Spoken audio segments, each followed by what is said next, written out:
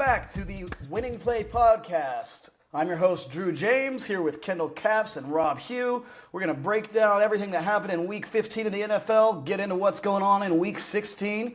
Guys, we had a couple big games, but let's start off with probably the highlightiest game we've seen for a while, the Bills-Lions putting up points. The Lions losing more players. We need to talk about, are the Bills the best team in the NFL right now? And are the Lions cooked? With such a great record, do they still have a chance to keep this going with all the guys they're missing? Well, interestingly, this week, it's the first time since early in the season the Lions aren't the Super Bowl favorites. They actually got passed up by the Bills after that performance. And I think it's more than just a game, like you touched on, the injuries. It's one thing when they lost Aiden Hutchinson, a couple months ago, and they had a number of other guys step up. But now how many starters are left on that defense? It's getting to the point where it's just ridiculous and it's hard to overcome. And then you also lose the Knuckles component to Sonic and Knuckles.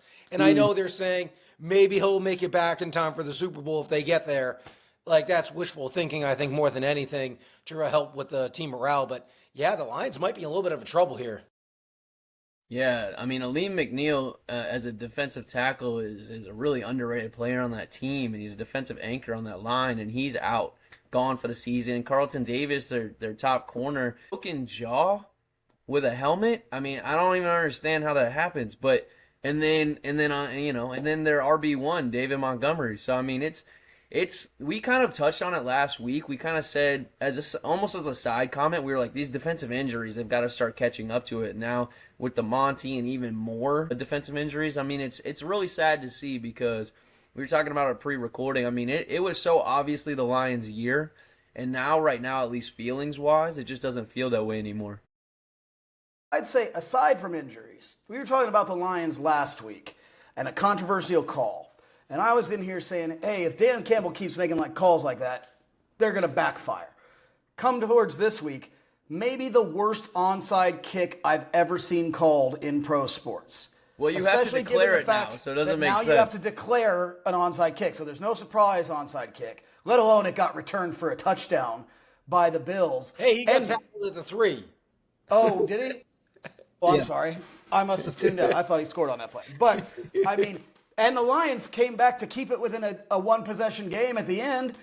What would have happened if you don't do that onside kick? Who knows? And I know you're not trusting your defense. Let's be honest. Buffalo's what would have happened, what was going through Dan Campbell's mind is, hey, we just scored a touchdown. We're still down 10. We're still down 2 scores, and we have to give them the ball. And the Bills have scored on every single possession of this entire game except for one when they missed a field goal. So I don't think not only did he know the Bills would go score again, but if you kick it deep, now the Bills are going to score and eat 6 minutes off the clock.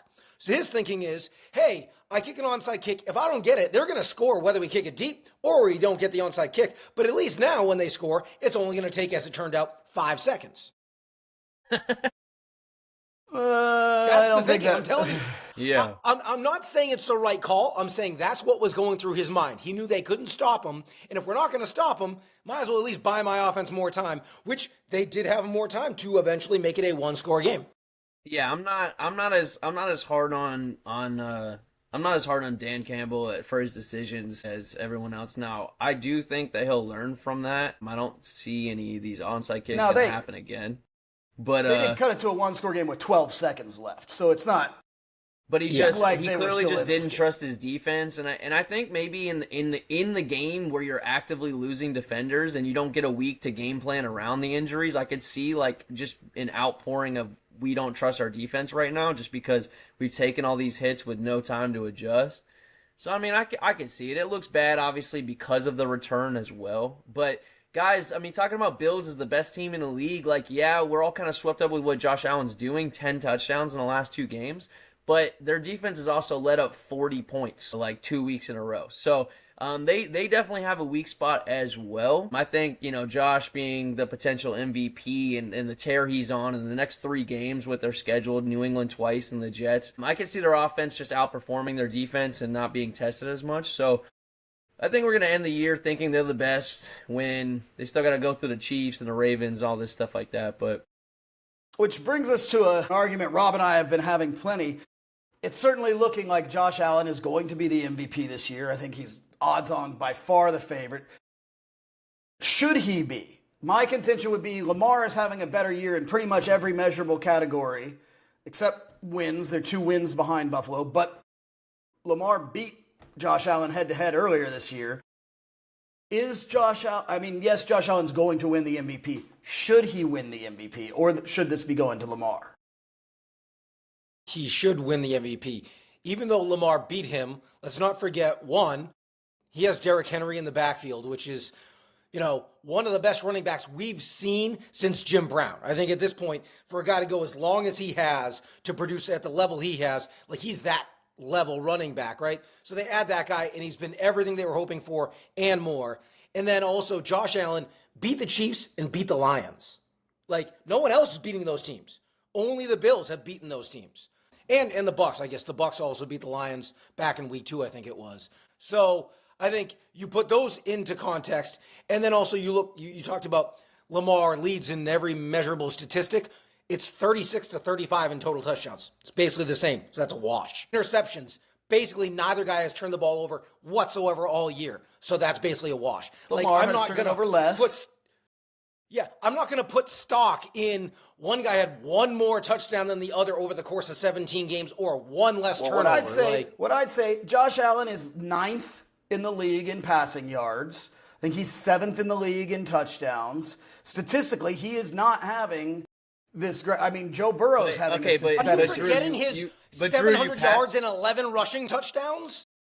And guys, also he even caught a touchdown pass. He conveniently passed over the most important part, which is the wins and losses. So for 10 weeks in the backfield, he had the runaway favor for the offensive player of the year, and they still dropped multiple games. You can't have losses and offensive player of the year in the backfield and then say you're also the MVP. Because otherwise you could say that Joe Burrow could be the MVP for this team, because you go, they've had 8 losses. It's like, well, 5 losses to 8 losses. Yeah, I agree. Joe Burrow is having a better year than Josh Allen.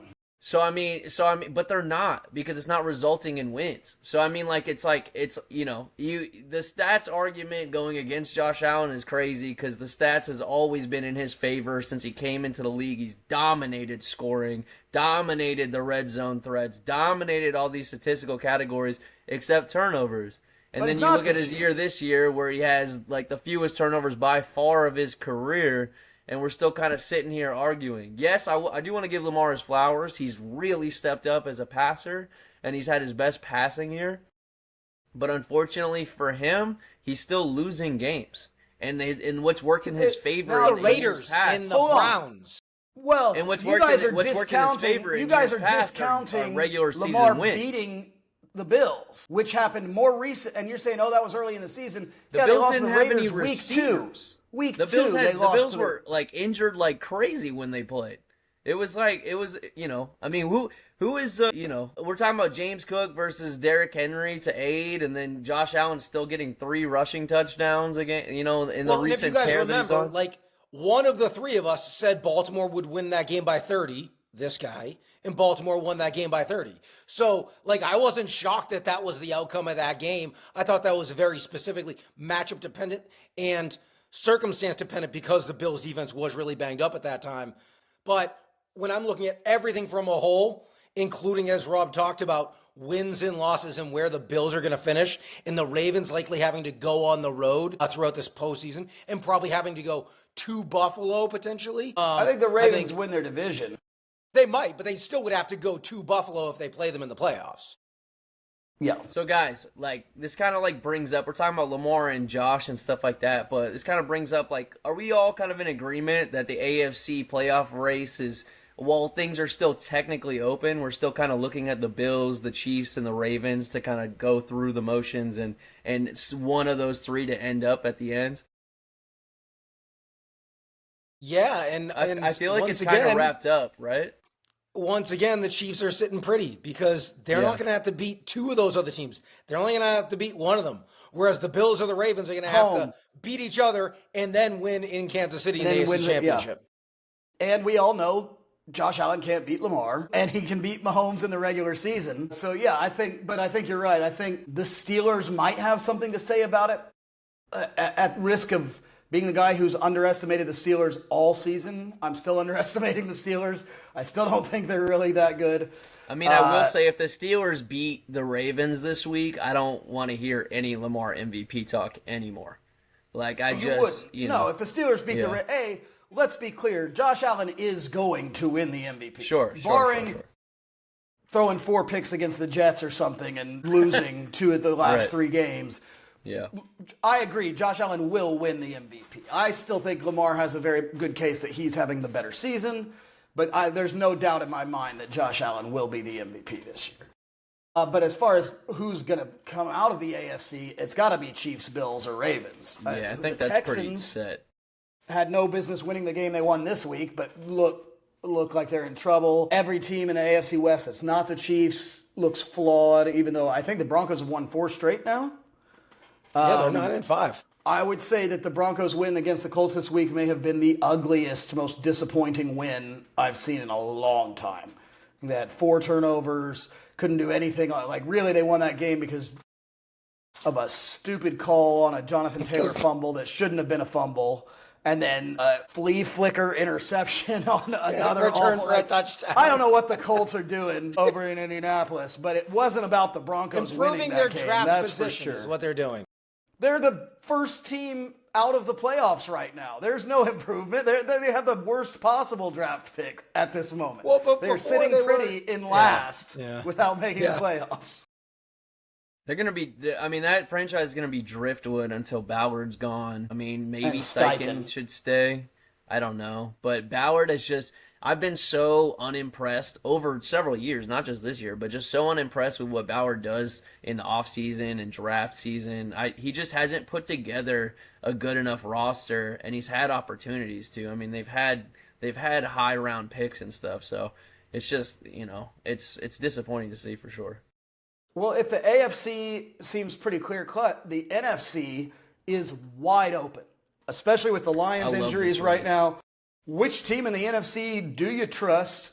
Who's going to come out? The Packers are looking good. The Bucks are looking good now. The Rams have been streaking.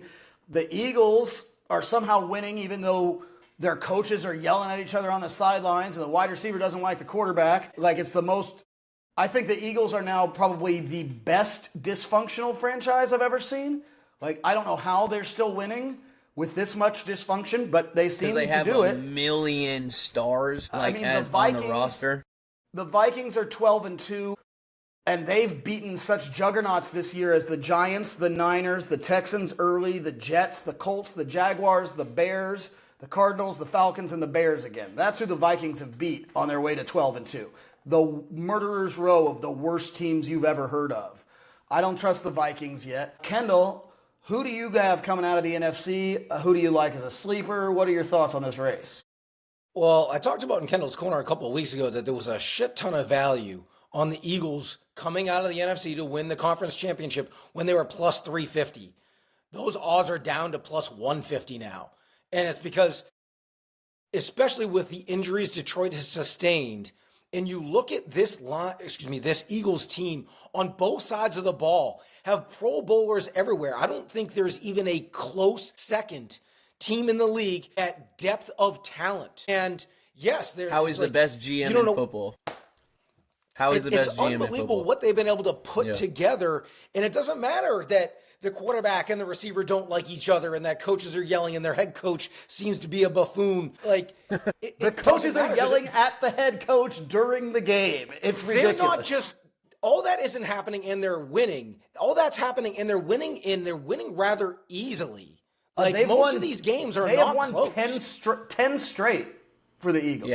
Yeah, they're on fire and they have a million stars. I think you can clearly put them. It should have been a 2-team race with them and the Lions, but it's hard to overcome the amount of injuries that they are dealing with, season-ending injuries. So I have to take the Lions off that pedestal, and I think it's clearly the Eagles are the absolute favorite in the NFC.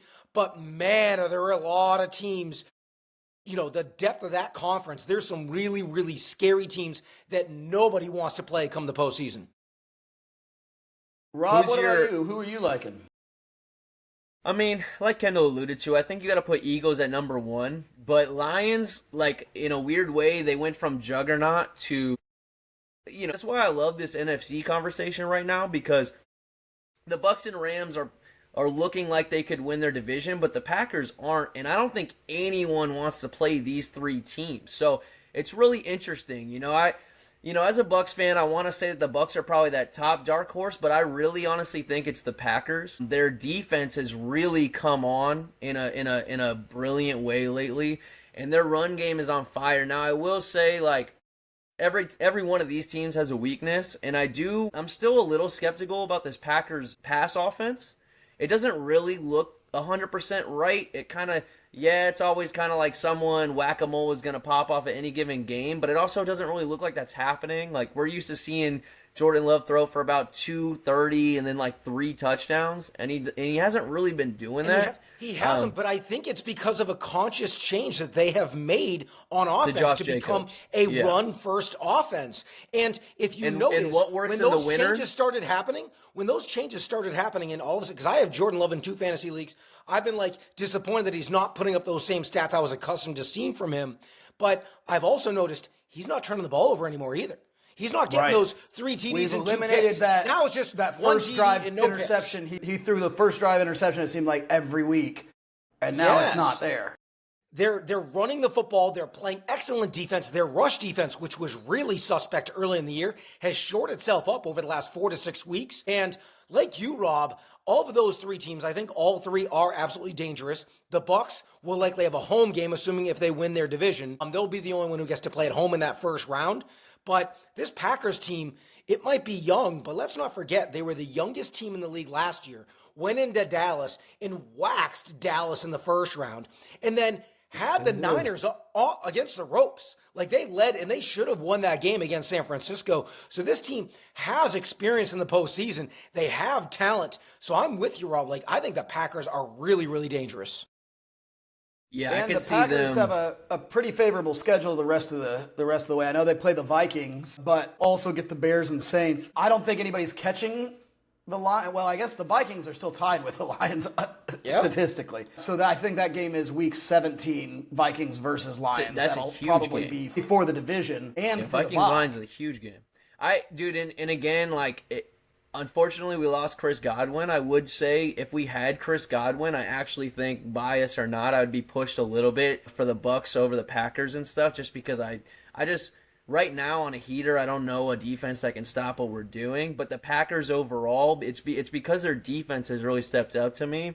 And you're looking at like late playoff runs, and if they have become this really powerful, run heavy in the red zone team, what have we seen throughout the history of football in the winter, in the cold, through the playoffs? It's teams that can sit back and rely on a workhorse running back. So the Packers have really done something. And then, give the Rams a quick shout out with Stafford, Kupp, and Puka. Sean McVay and that team is always dangerous.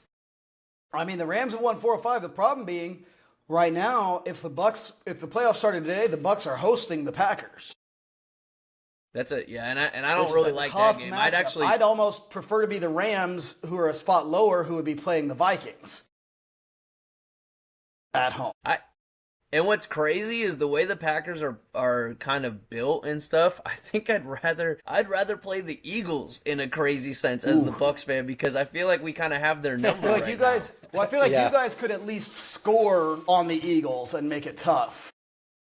Whereas the Packers could be in a shootout with the Bucks, and that game's going to be a hard one either way. But I could really see, any of the top 6 teams in the NFC making a run to the Super Bowl, except the Vikings. I don't believe in the Vikings at all. I haven't since Week 4, and I still don't. I think our defense, the Bucks defense, I think is going to cost us in the end on whatever run that we have. But I could definitely see, of all these teams, including the Vikings, I could definitely see the Packers coming on and being this dark horse for sure. All right, well, let's move on into the fantasy football arena here. This is a tough week in your fantasy playoffs if you were starting one of the top running backs of the season. Derrick Henry, bad week. Saquon Barkley, bad week. Najee Harris, bad week. Pacheco, bad week. Chuba Hubbard, bad week.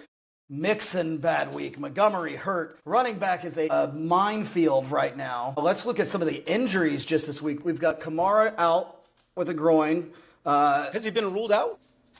No, we don't know yet because today's going to be their first practice because they have that Monday night game. So it's Thursday. It's a huge one. He's and they've been really now. mysterious about the nature of the problem. Like, it was groin, and then it was adductor, which is technically a part of your groin. But they're being really like kind of cat and mouse about like the severity of it. I would say I would be very surprised if Kamara plays this week. Well, what reason do they have to play him? He's not going for contract bonuses, and their year is over. So it's really weird that they're letting it hang in the air. I mean, I guess maybe some of these coaches, the interim coach is playing for a spot, like is fighting for a job, maybe a job interview, basically. With these decisions, maybe we know the coaching staff may not like Kendre Miller, but is he not a startable guy? If he gets to start this week, that whole offense would be going through him. Kendre's for sure startable, and this coach doesn't have the hate that Dennis Allen had for Kendre. So usually these injuries right now at this end of the year, like Tony Pollard's an interesting one to bring up because Pollard has a ton of money in bonuses to still play for. So he's going to be fighting through, like, you always got to follow the money with this kind of stuff. But Kamara already got his contract. He doesn't have bonuses to play for. Their team isn't in it. So it's really weird. Like, Pollard, though, he's getting hurt, but he's going to force himself or try if he can to play because he has an absurd amount of money still on the line for random incentives that he has to hit. Well, as the owner of both Kamara and David Montgomery in our league of record, that I finished 400 points clear of almost every team in the league and just dump trucked everyone. It really sucks heading into the semifinals coming off my bye. Everyone except. Well, yeah, you got lucky ones. That's correct. That is correct. But I'm really annoyed that my two starting running backs, I probably, especially with the Saints playing Monday night, like you said, Rob, like, that's really risky for me to wait around. Now, thankfully, I have Dowdle and Bucky Irving and Brian Robinson Jr., who I can plug and play. But, man, like, it's kind of deflating when my horses, I'm on bye and I lose my horses. But I digress. Yeah, it's tough. Well, another guy, like you just said, let's talk about David Montgomery on the Lions. He's out. Does this make Jahmyr Gibbs the fantasy running back number one for the rest of the season? I mean, rest of the season being 2 weeks, but I think is there anybody you'd like over Jahmyr Gibbs? I think he's kind of like the fan favorite to be RB1, but we kind of talked about this pre-recording. I think, don't get me wrong, he has as good as anybody to go off for 30 points based on that. But I kind of think that maybe Craig Reynolds is going to get some more run and some more play than a lot of people think. He's a solid back, and he's filled in before for them. I think he will, but part of the reason why I think Gibbs still makes sense to consider him maybe the RB1 rest of season, when they get down close, it's only going to be Gibbs.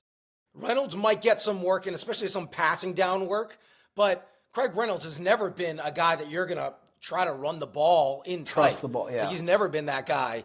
And Sonic over here has shown he can run and make plays out of the backfield. Like, he can do everything. They just had another guy who was a great bruiser that could always finish in tight in the red zone. So, like, for the touchdown equity for Gibbs, especially knowing they're going to have to score 35 plus every game. They have to win every game if they want that 1 seed. So they're going to be scoring. They're going to be walking up and down the field. So, like, I think you have to look at Gibbs. Well, that difference, too, with the Lions, if they lose a game, they go from the 1 seed to the 5 seed. And Goff is on the road in the cold in the playoffs. Right. Well, and I've never seen Gibbs as a heavy goal line runner either. So it'll be interesting, especially with their proclivity to do all these trickery plays that end up in passing touchdowns, and we might just see more of them. Ben Johnson might just get even more and more and more crazy with that. Well, we'll just have to see. I do think it's a little bit more up in the air than people say, because I'm also looking at Saquon and Bijan that could fight for that RB1 at the end. Well, let's talk about some of this NFC West attrition at running back. The Foreigners, Guarindo, now out. Next man up is Israel Abanikanda. I'm not sure how to pronounce his name. I've never heard of him until this morning. Meanwhile, in Seattle, Kenneth Walker and Charbonnet may both be out this week, which would lead us to Kenny McIntosh week. Anybody rolling on the Kenny McIntosh train? Charbonnet's going to play. He was held out for an oblique thing. He's going to play. The real question for that Seahawks team and for fantasy purposes for Charbonnet is if Kenneth Walker can make a return. Because if Kenneth Walker plays, then that's going to be, they're both going to be not useless. I would actually, if both play, I would rather 50-50 I would rather have Charbonnet, but that will make anyone that had Charbonnet that was all happy about this run recently, that'll make anyone sweat, because I wouldn't want to play either of these guys if Kenneth Walker can return. And then for the Guerrero, guys, the 49ers running back curse is real, okay? If I'm going to believe in anything supernatural, it may be the 49ers running back curse. To me, it's a very ironic curse because you're talking about the coach and team that do the best for their running backs, unable to keep a running back healthy. Like, how many guys does Mike Shanahan have to make into stars every season? It seems to be about 4. Yeah, it's cursed, man. But I'll tell you what's interesting about it is everyone's kind of scrambling to go pick up Patrick Taylor because he is kind of the most obvious next man up. But a couple weeks ago, I was excited about their pickup from the Jets practice squad of Israel Abanikanda. And I'll tell you why. This guy, he's a track star in college, comes from a father that was a track star. His brother played football. This is like a second or third team All-American that racked up 20 touchdowns in Pittsburgh for the Panthers. And he is the only guy on the roster because we're talking about the other guys being Patrick Taylor and Keyshawn Vaughn. And as a Bucs fan, we drafted Keyshawn. I'm very familiar with him as a player. We're talking about Israel as being the only guy that fits the Shanahan archetype. This is a height, weight, speed guy, ranked 91 in the 91 percentile for athleticism in the combine when he came out. This is the only guy. He's a wide zone scheme, one cut, super superb acceleration type of runner. He's the perfect fit for Shanahan. Now, he wasn't activated last week because he's new on the team. They were trying to get him up to speed as fast as possible, and Guerrero was doing it, so they probably didn't feel like they needed to speed it up. But he's a sneaky play. Now, I definitely wouldn't feel comfortable starting him this week unless he gets some big ups in the press. But he's a guy I could see in this final week of the playoffs and in real talk the rest of the season kind of really stepping up for this team. So he's an interesting guy to look out for. Well, Kendall, I want to hear your thoughts on some of these big running back disappointments. We talk about Saquon, Derrick Henry. You're probably still starting those guys. Derrick Henry's had back-to-back kind of subpar weeks, though. Heading into the semifinals of the fantasy playoffs, are there any of these guys that worry you too much? I know you're starting Saquon and Derrick Henry, but what about Najee Harris, Isaiah Pacheco, Chuba Hubbard, Joe Mixon? Are any of those guys kind of you're fading out of the starting lineup, or are you just kind of sticking with the ones that brought you at this point? I mean, Najee Harris, I don't even know if he should have been in lineups the last couple of weeks. Jalen Warren, since he came back, they've been close to a 50-50 split, and haven't been high on Najee. All the metrics say he's not the player that they thought they were going to get, and you know, they were a run-first offense, and then when they inserted Russell Wilson, the offense changed quite a bit, and he had some weeks where he was still fantasy relevant for sure, but I'm not a fan. And then knowing he's playing the Ravens this week, you can't possibly put him in your lineup for the fantasy football semifinals unless it's a sheer touchdown dart throw. You're just praying that he gets in from the 2-yard line, because outside of that, you're looking at 13 rushes for 39 yards, and we all know it. I mean, if you lost Kamara or you lost Montgomery, he might be your only option. You know, I mean, you're going to pick him over Madison, and you know what I mean? I'm just saying, really, if you were starting him last week, there's a good chance you didn't make it to this week. Right. And Najee came out today. There was a fumble that was credited to Russ that was definitely a Najee fumble, and he came out today and was like, wait, they called that Russ's fumble? He's like, that was all me. He's like, I don't know statistically how that even happened. So he should have had 2 points less than he had last week. But, I mean, I think Najee... Yeah, when he dropped the toss. Since he came into the league, he has not really been very reliable outside of, like you said, Kendall, a touchdown dart thrower every few weeks. But you definitely can't be trusting him in the semifinals of the fantasy playoffs. Well, and it's also worth pointing out, and Rob, I got to give you your flowers. You know, Pacheco last week, going into the game this past Sunday in Week 15, we were looking at, okay, he returned in week 13, week 13, and he didn't get a ton of work, but he still looked like the better player. Then in his second game, the snap share, the touch share, everything heavily favored Pacheco, and it looked like Hunt was going to phase out of the offense. That did not happen this past week. They were back to being almost a dead heat in terms of touches. So knowing that Chiefs offense and Chiefs running game as a whole has not been very good. You know, they're struggling to move the football and they're struggling to run the ball outside the numbers. Everything, you know, from the guards and in, they're strong, but both of their tackles are massive weaknesses. So they haven't been able to get much going. So like, unless you're also in one of those really tight spots where you're losing some of your running backs to injury, I think Pacheco's another guy that you probably have to fade in the fantasy semis. Yeah, the semis for sure. I will say if they're able to install Hollywood Brown and get some deep shots to him this week, I will say next week, and some leagues play into week 18, which I think is a terrible idea, but some leagues do that. Blasphemy. You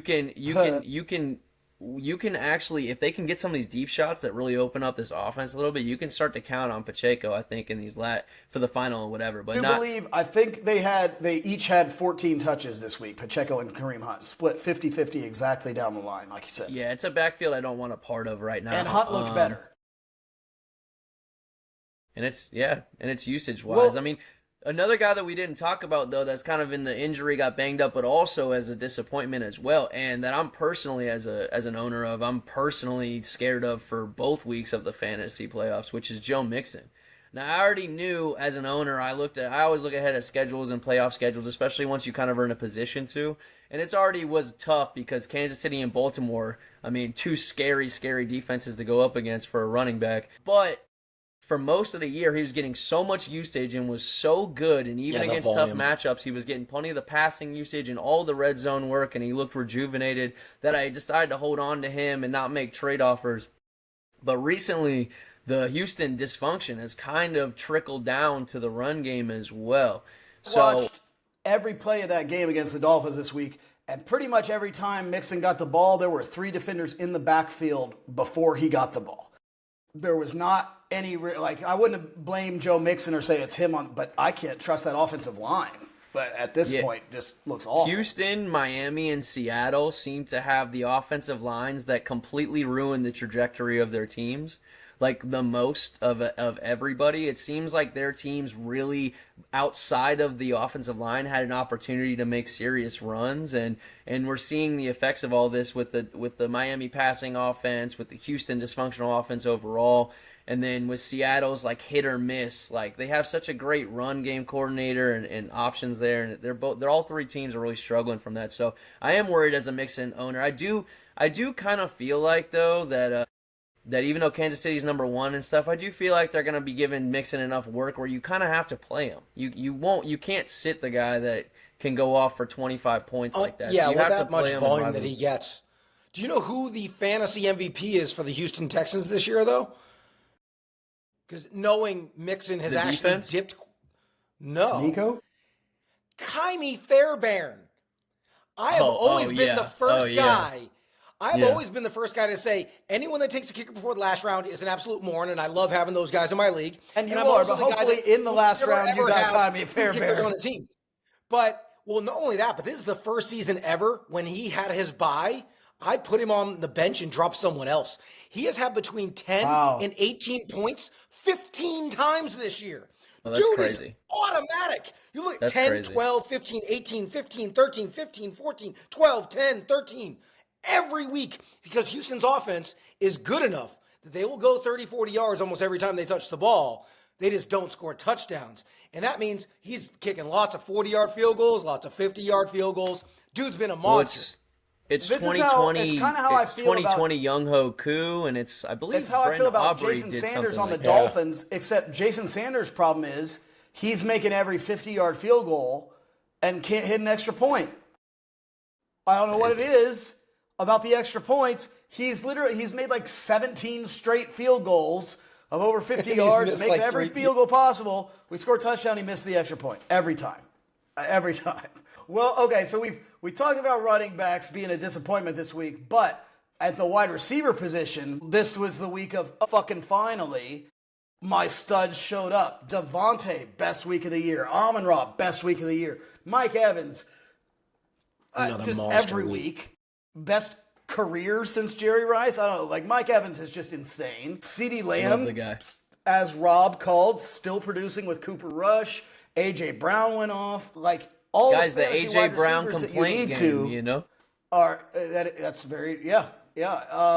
I will say, though, it seems to be a pretty set rule to me. If a wide receiver complains about touches, the next game they have the worst drops and the worst performance I've ever seen. Deebo Samuel stepping right into this conversation.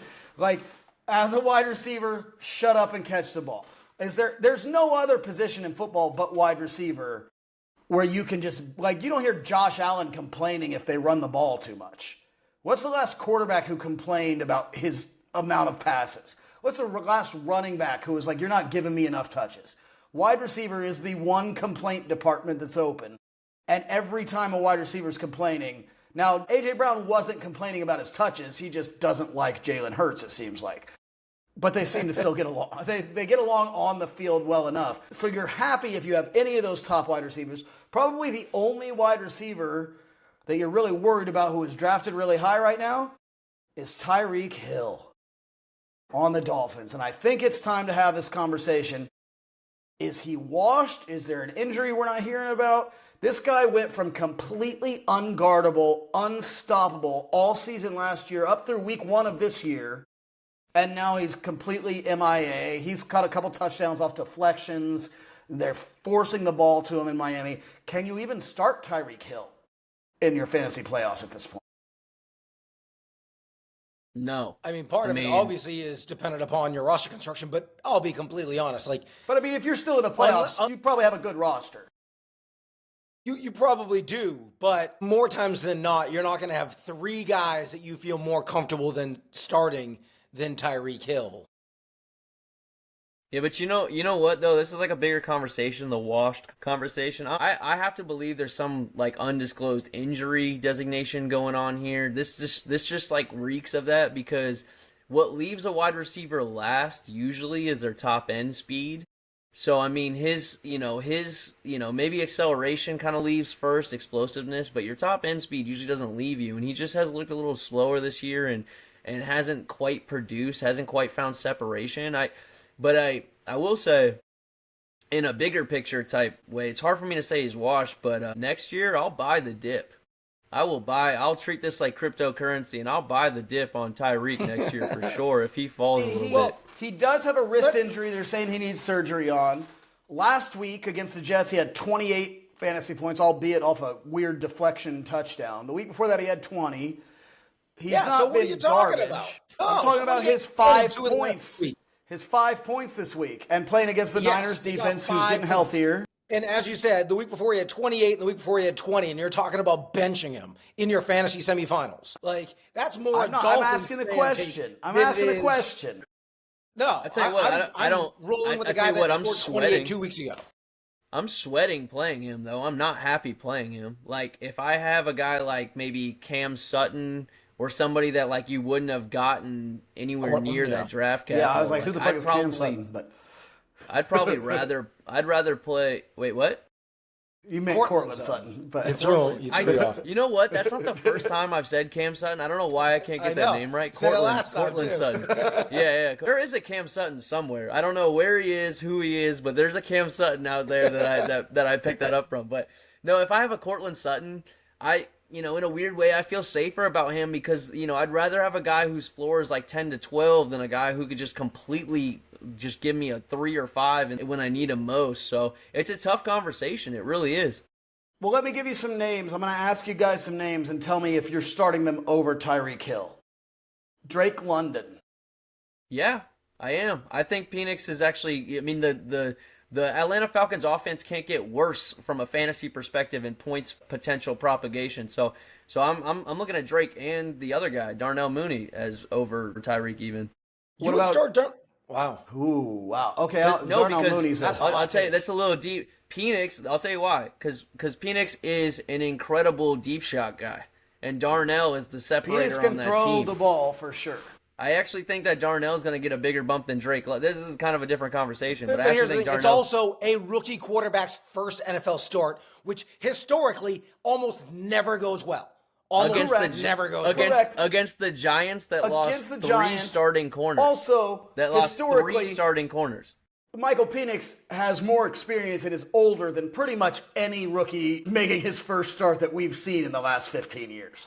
That's fair. 25 years old. Also has great... When's the last time we saw a team, one game out of the division lead with 2 weeks left in the season, make a quarterback change? Not due to injury. Like, it has never Well, that's how bad happened. Kirk Cousins has been playing. Kirk Cousins looks like he can't walk or throw, which are two big problems. I think there's going to be a lot of hype in the NFL. I think Penix kind of slightly balls out in this game, and then I think there's going to be a lot of hype on him, and then I think he looks like a rookie the week afterwards when they play. They play a real team. I forget who it is. I forget who it is they're playing, but they actually play a decent team after that, and I think he's going to come back down to earth. It's not the Bucs, because I know they beat the Bucs twice. Yeah, it's another divisional game. But in any event, it's a leap of faith that, like, London more than likely was one of your key pieces that helped get you here. Even though he never quite hit the ceiling you drafted him at, he at least has been a consistent producer for much of the year. He scored again last week. Like, he's still been pretty good. But so you're starting him, obviously, but Mooney over Tyreek Hill, who, again, he had 5 this past week. He had 30 the week before and 20 the week before that. Like, I am not even contemplating starting a guy like Darnell Mooney, who was great the first 2 months of the season, but it cooled off of late. But knowing there's a quarterback change, like, who knows what to expect there? Last week for the Falcons, Mooney had 1 target, which he did not catch. I'm sure that'll change to some degree with a new quarterback.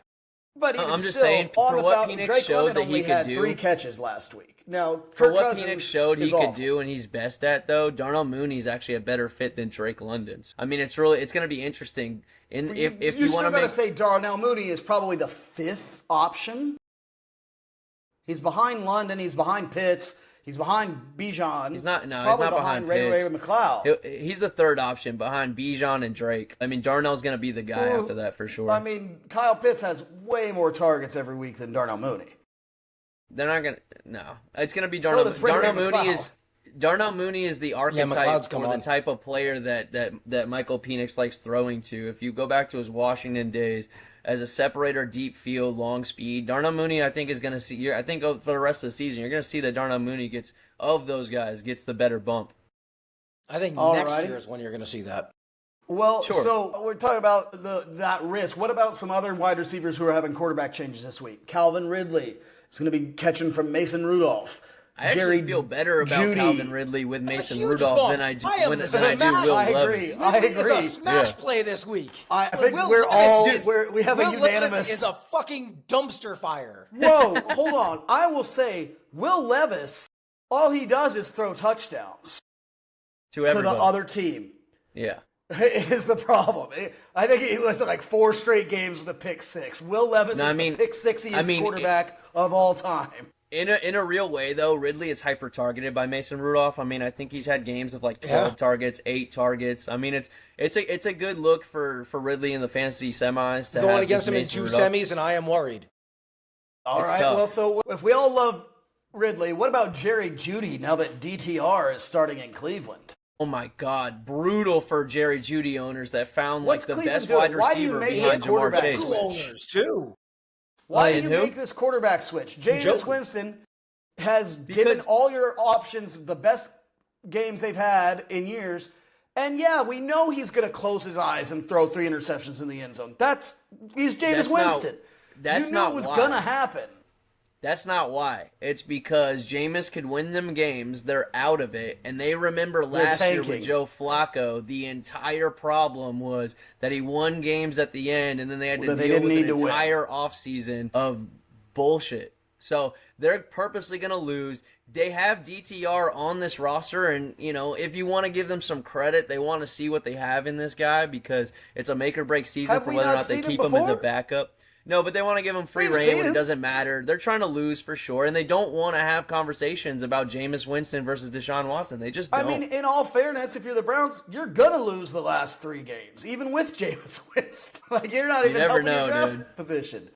There is a higher likelihood that they lose with DTR at quarterback And at this point, it makes sense for them to lose. So it's a great way You think it's a strictly a tanking decision? Interesting. What do you guys think in a DTR-led offense? What do you guys think about Jerome Ford? Because we didn't really talk about him coming up, like with Chubb's injury and all this stuff. This week.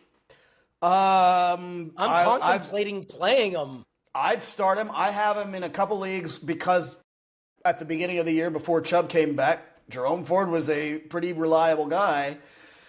They're going to have to run the ball. They're playing against the worst defense in football this week. Yeah, I'd probably start Jerome Ford against the Bengals just on the odds that he could have 2 touchdowns.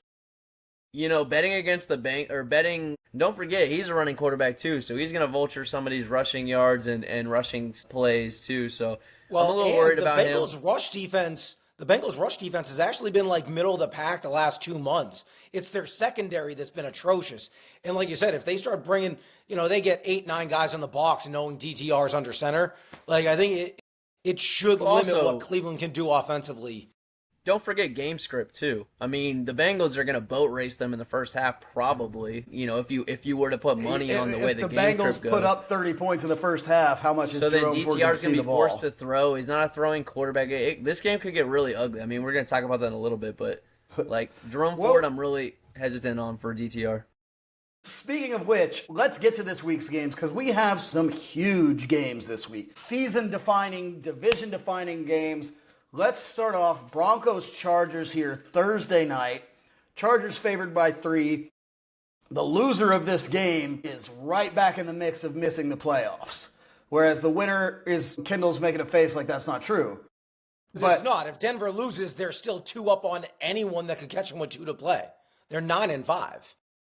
The closest team in the AFC that's not currently in the playoffs is 3 behind them with 3 to go. So Denver could lose, and they're totally fine. It's only the Chargers that are at some risk. I believe, could lose out, though. Correct? They could, but they would also have to have that other team win out, and even then they still might make it via tiebreak. The Colts who are chasing them, the Colts' last 3 games are the Titans, Giants, Jaguars. The Colts could definitely But the Colts don't have the tiebreaker. It doesn't matter. The Colts, if they finish tied with Denver, Denver goes. Denver just beat them.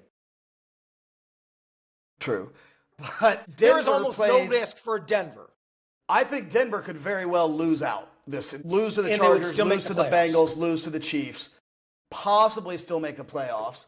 But if they lose to the Bengals, that's not the case. If they lose out and the Bengals win out, the Bengals have the tiebreaker, and the Bengals beat them. What makes you think the Bengals are going to win out? Have you seen that defense? Their offense. I'm not saying it. I believe the Bengals are going to win out. Could the Bengals come up and beat the Browns, Broncos, and Steelers to end the season? Absolutely, because none of those teams, I think, can score with the Bengals. So there's definitely a chance. If the Bengals can make it into the playoffs, that would just be absolute insanity. If they do, I vote Joe Burrow for MVP, even if they barely sneak in. He was my dark horse to start the year. The greatest unappreciated season of all time. But crazy. The Colts, the Colts, the Bengals, and the Dolphins, I would say all could very well win their last 3 games. All have very easy schedules. The Broncos have a very difficult schedule. The Chargers are in trouble, especially if they lose tonight. Now, their schedule's not as hard, but the Chargers just don't look that good and would then be 1 game ahead of all these teams.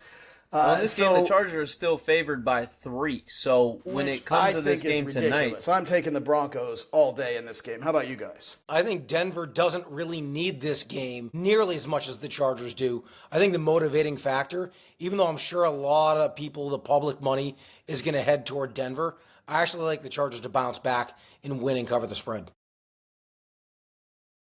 This is the type of game, I think it'll be tight. I don't see a ton of points flying in this game.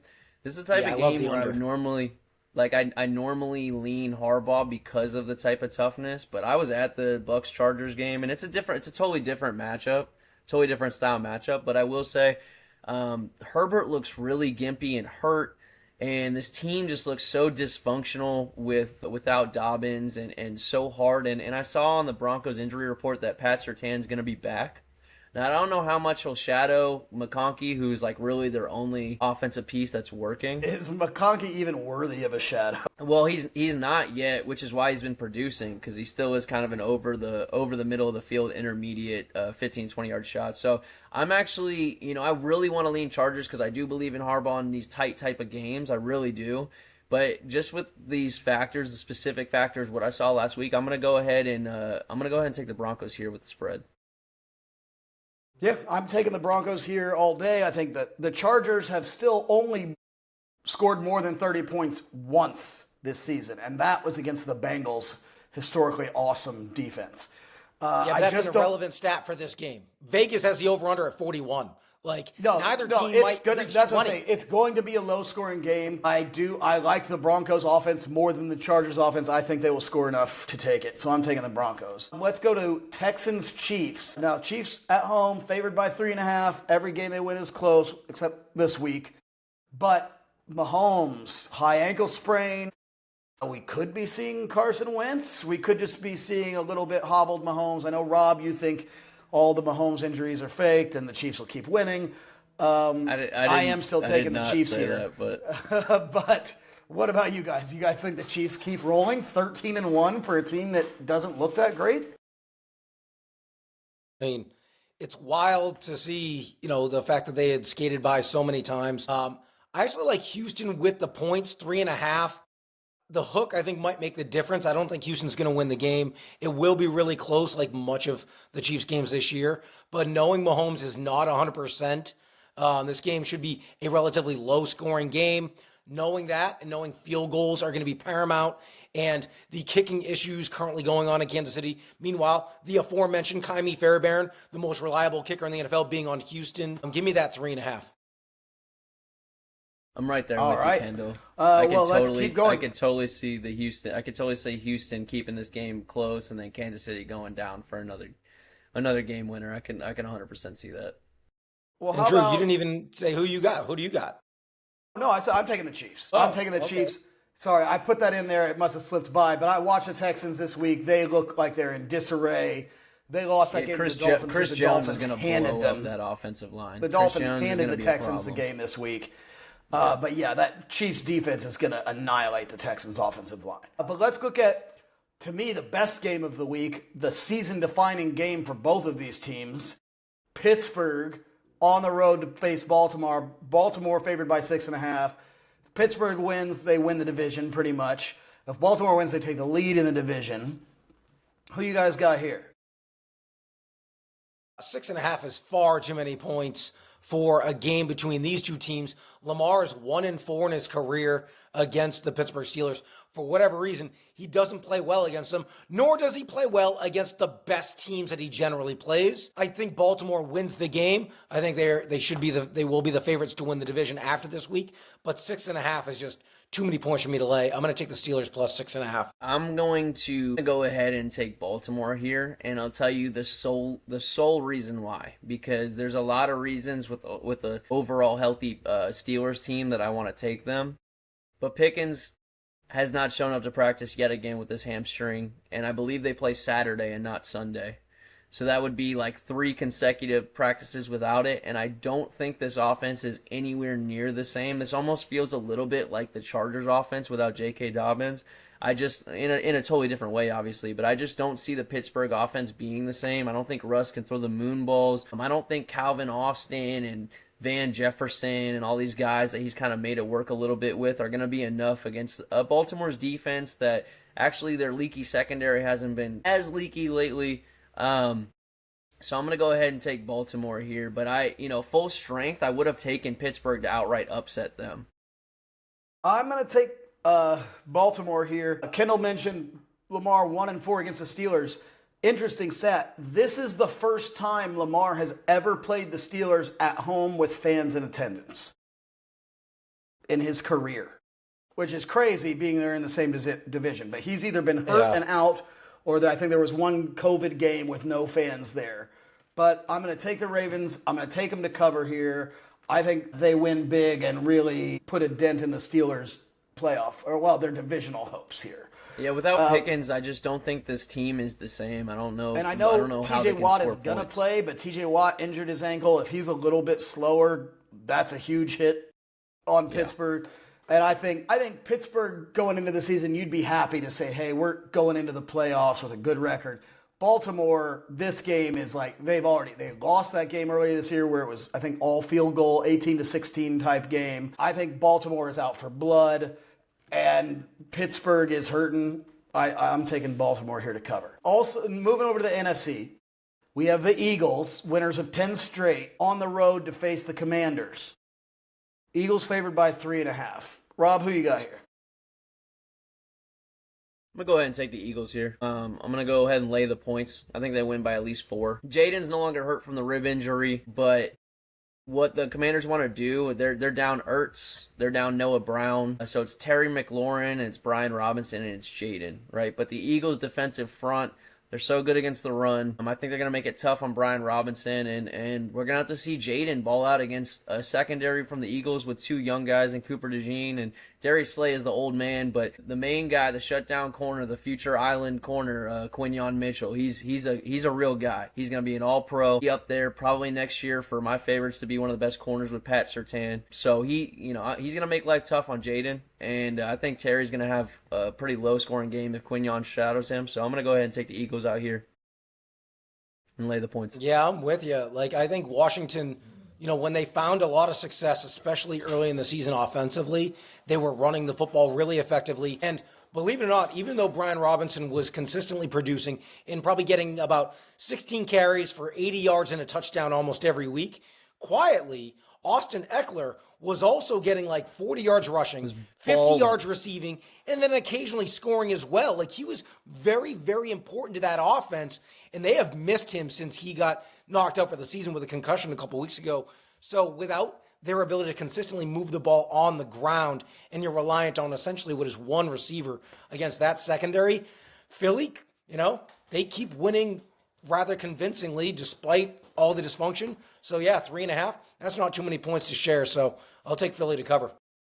I'm going to take the Commanders here. I don't know about to outright win the game. I think I'm going to still take the Eagles, but I think it's going to be close. If you watch their last game a couple weeks ago, Commanders were ahead for 3/4 of that game, and the Eagles had a big fourth quarter led by Saquon. Saquon's had a couple down weeks the last couple weeks. I just think Washington keeps it close. I see the Eagles winning by 3. So I'm going to take the Commanders with the points, if that makes sense. Moving on to the rest of these games here, we'll just go through them pretty quickly. We don't have to go through spreads. How about 49ers Dolphins? The MASH unit versus the team that can't get it together. Drew, I swear I'm not trolling you, but I do see this as a bounce back game for the Niners. Even though they don't have anything to play. I would honestly kind of prefer the Dolphins to keep losing at this point. No, we have not. Our secondary is awful. Our safeties are the worst in the league, and we give up, I think, the second most passing yards in the NFL right now. Our run defense is great. You've given up the second least passing yards in the NFL. You've given up the second least fantasy points to opposing quarterbacks and opposing wide receivers. 3 weeks and ago, all year long, you've been talking about the secondary has been all year. Our defense has been good. Our defense has been good. Our safeties are the worst unit of any team in the league right now. Jordan this is coming out of left field. Rob and I are on the same wavelength here. He's been touting up that secondary all year long. No, I've been talking about our defense. Chop Robinson's great. Should be defensive rookie of the year, if depending on verse from the Rams. But yeah, but I don't trust our safeties one bit. I do think, knowing the Dolphins as well as I do, when we should just lose and get our draft position higher, we always win. We are the best team at finishing 8-9, missing the playoffs by a game and having the worst draft pick. So I think the Dolphins win out, don't sniff the playoffs, but completely screw their draft. I'm taking the Dolphins here over the Niners. I'm taking the Dolphins for a different reason. I just think last week was the last hurrah for the Niners. And when you lose that game the way that they lost it as well, that's so deflating. And even though they're not statistically eliminated, they know their season is over. So I think Miami, in what should be an ugly football game, will get it done. Yeah, but you're missing on the fact that they were galvanized under the hate for Devondre Campbell. So this is going to be a Devondre Campbell FU game against the Dolphins. This is what bonded the brothers and united them against the next enemy. I take it he's elected not to play in this game. I don't think he. No, he doesn't. You looked at it, like, they got the final. They got the final ha-ha because his suspension means he didn't qualify for next year's contract that he had. He also lost like $300,000. I mean, he really sat there and thought he was the big dog there, but he got kind of hit at the end here. Either way, I will say that what the Dolphins do well, we beat bad teams in Miami. That is one thing we do consistently. We will win this game. We can't beat good teams, and we're iffy on the road, but bad teams in Miami, we win. Let's go on. Giants at Falcons. I know everybody's dying to see this game. We're going to preview it here. I'm taking the Falcons. I'm taking the Falcons. Michael Penix, breakout game. I feel pretty good about it. I actually should be a slam dunk. I think Penix comes out, and I think he actually has a really good debut. Now, we kind of talked about this. I forget. I need to look at who they play next, but I was looking at it ahead of time. I don't think he does well 2 weeks from now. But this Giants team, they're down 3. They play the Commanders next. Yeah, I don't think he does well against the Commanders. But they play the Giants 3 starting corners down, a total dysfunctional team, an offense that can't move the ball. Totally quit on the season and is in the Travis Hunter sweepstakes. Tyrone Tracy is nicked up and somewhat hurt. I mean, there's nothing the Giants can do here, and the Falcons are going to rely on Bijan and the occasional deep shot by Penix. I think they're going to do a good job of protecting him. And, sneakily, the Falcons' defense has kind of really showed up. For a team that couldn't get a sack or a pass rush to save their life, they've really kind of piled on some sacks over the last couple weeks and made things hard. So I'm going to go ahead and take Falcons with a nice rookie debut. Rob, you just gave the longest expose of a game that no one in the country will ever care about. Period. Fair enough. Well, let's move on to another blockbuster. It's about the process, boys. I will say, we sat here on this podcast 8 weeks ago and talked about the Chicago Bears. After they beat the Jaguars, they had won 3 straight. I believe at that point they were 4-2. And I said on this podcast, this Bears team still sucks. Wait until the rest of the season happens. Since then, they have lost 8 straight games. Can the Bears beat the Lions this week? I'm going to go ahead and guess no. No, and that defense has really slid too. They've gone the wrong direction for like a month and a half now. They're no longer like a shutdown passing defense. You're giving up 40 to the 49ers. You're in trouble right now. Yeah, nothing's going right for them. Lions, smash. I think it'll be close because I think Chicago's actually going to score plenty of points in this game, but you got to take Detroit. Well, the Bears the last 2 weeks have scored 12 and 13, so that'll be a nice change for them to see some points. How about the Browns and Bengals? The battle for Ohio. Bengals still alive for the playoffs magically. The Browns still alive for a good draft pick and benching their quarterback. I'm taking the Bengals here. How about you guys? If Jameis was starting, I would take Cleveland. Joe Burrow in his career is like 2-9 against Cleveland. Like, he's terrible. He never beats the Browns. It's bad. And so if they actually have a quarterback in Cleveland that knew how to throw a football, now granted, Jameis throws it to the wrong team sometimes, but he at least can throw the football to his team sometimes too, down the field. DTR cannot do that, so I guess I got to take Burrow. Yeah, I mean, the story for this game is one team's trying to win and one team is trying to lose. So, yeah. I mean, it's the Bengals are trying to win, so I'm going to go take the team that's trying to win. You know? All right, how about Titans at the Colts? Colts still alive in the playoff race. Titans also tanking, starting Mason Rudolph. I'm going to take the Colts here, although I do think it'll be close. I got the Titans. I think they have a better defense. I think the Colts, we all know they're not really a playoff team. And the Titans get a bump by starting Mason Rudolph, so their offense should actually be more competent. So I like Tennessee to win this game. Yeah.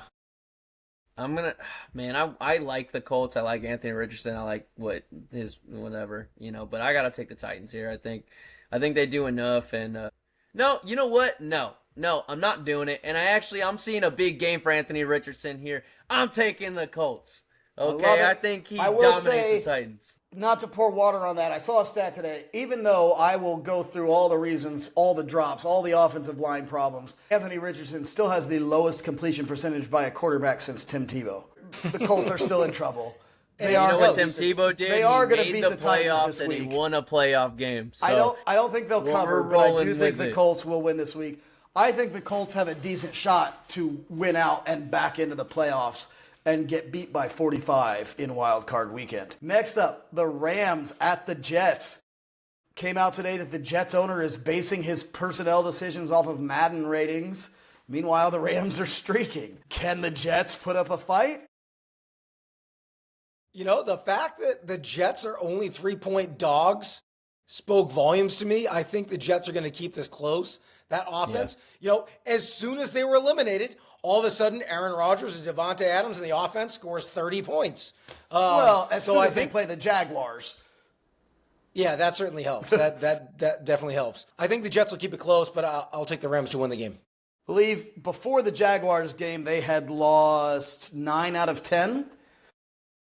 And then they did beat the Jaguars by 1 possession in a game they were losing the entire time. In the fourth quarter. I'm going against the Jets. As I've said all season, bet against the Jets. You can't go wrong. Let's go Rams. I will say this has trap game written all over it. But when it comes to trap games, that goes to, for me, a belief in the coach, whether or not you believe in that head coach. I believe in Sean McVay. The Jets offense has woken up, but I believe that the Rams will be ready. Now, we are talking about, for fantasy purposes, the pass defense that gives up the least amount of points to wide receivers. So it is an interesting trap game here, but I'm going to go ahead and take the Rams. I'm with you guys. Yeah, and Rams have won 4 of their last 5. They're only lost to the Eagles. I think the Rams are playing pretty well right now, and the Jets are a 7 disaster. 7-2 since they're bye. Imagine losing to the Eagles. Ha! Well, they lost to the Eagles. They also lost to the juggernaut Dolphins. But in that streak, they beat the Vikings. They beat the Seahawks. They beat the Bills. They beat the 49ers, who Kendall will tell you all day long own the Rams. The Rams are playing pretty well, and I think actually are hard out in the playoffs with Stafford and Nakua. Of course they are. Let's go to another blockbuster game that we're all dying to see. Cardinals at the Panthers. I got the Panthers, and I actually love them in this game. I think a lot of people liked them a lot last week against a team that everyone expected Dallas to quit after Dallas had lost that game against the Bengals in brutal fashion. And then the Cowboys dominated the Panthers. So I think a lot of people are going to be like, oh, yeah, that's right. The Panthers are awful. But no, they have an identity on offense. They want to run the football. Arizona's rush defense, there are like truck lanes that you could run through on that Arizona defense. And when you force Kyler to have to pass and not be, as willing to just hand the ball off and then make plays when he needs to, their offense doesn't look the same. So I'm going to take Carolina at home.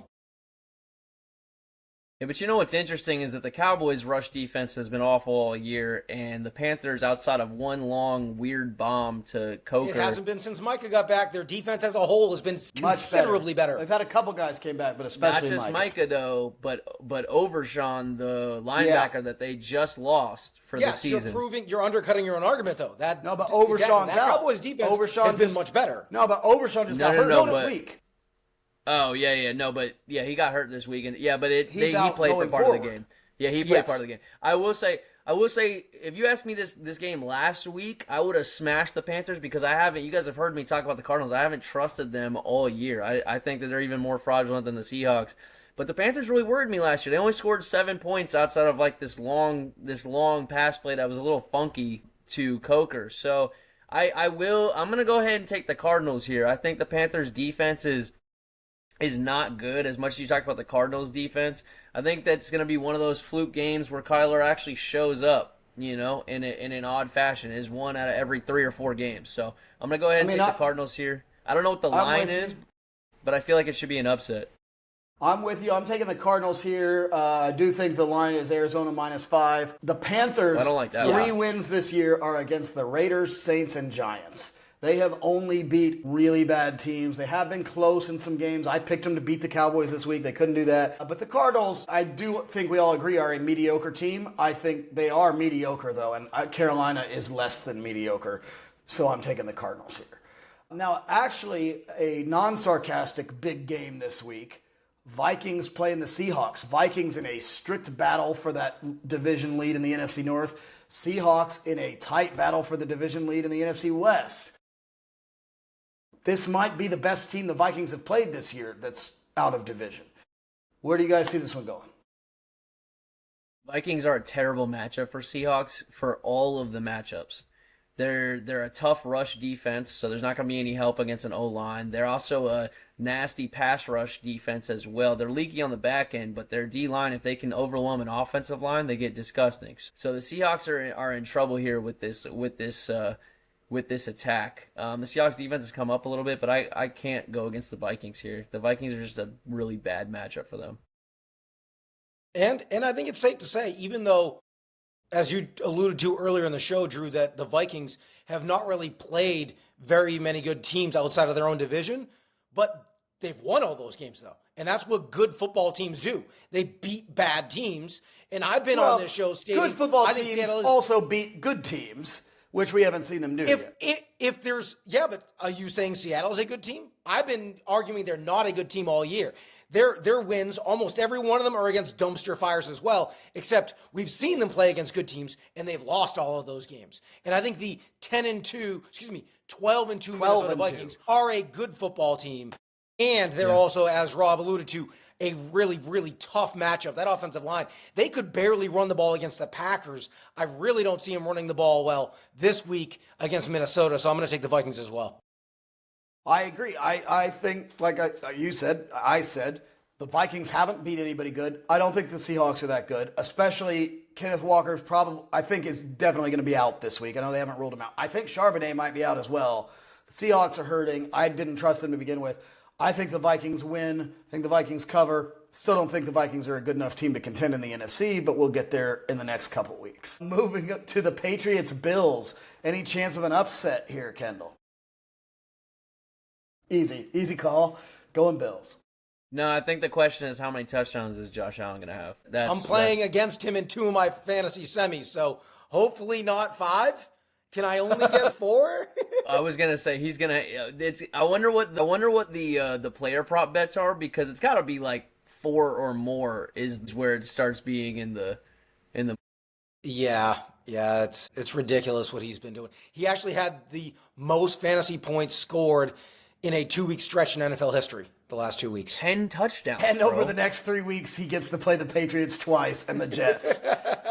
Bro, he had like good year for a Josh Allen owner. He had like 10 touchdowns and almost 900 yards in 2 games. It's absurd. And they went 1-1. Let's clarify. I know, they didn't even win both of those games. That defense is actually a problem. Like, we're going to have to see them. I mean, I wouldn't be surprised if I talked to you guys about this quarterback thing I'm dealing with right now. I wouldn't be surprised if Drake May is able to, like, not keep up with them, but if he's able to, like, put some touchdowns drives together. I could see this game. He'll throw 2 touchdown passes in this game. I could see this game ending up like 24-42. Well, I could see it being a lot of garbage time. Like, if Buffalo boat races them in the first, like, 2.5 quarters, I could see, like, them letting up, playing prevent, not wanting to get their guys hurt. I could see there being some serious action on the other side late in the game. All right, well, moving on, we've got a big contender for worst game of the year. Jaguars on the road to play the Raiders. By the way, guys, Pickens was officially pick in the draft. Pickens was officially ruled out already. So for the Raiders Jaguars game, I didn't think he was going to play in that one anyways.